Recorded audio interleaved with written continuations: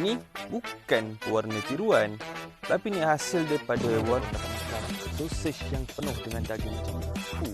Macam biasa, hari ni kita buat lagi smoked black Angus beef back ribs. Kita ada juga smoked beef brisket. Kita ada juga smoked beef ribs. Tapi yang paling best, sausage. Bismillahirrahmanirrahim. Ini sausage daging, beef sausage.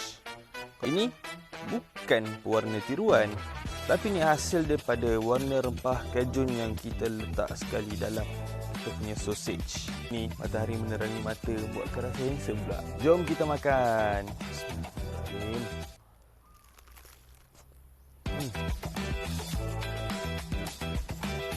Korang nak tahu tak kenapa dalam smoked sausage kita ni masih ada dia merah-merah? Tak masak ke? Tak, bukan. Bukanlah bermaksud yang merah-merah ni dia tak masak. Ini merupakan tanda yang smoke tu memang dapat penetrate dengan sempurna lah.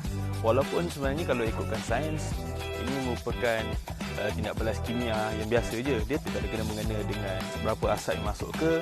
Tapi bila adanya smoke ring ni, bermaksud sebelum korang order dengan Panburb, korang kena tengok dulu review ni satu-satu.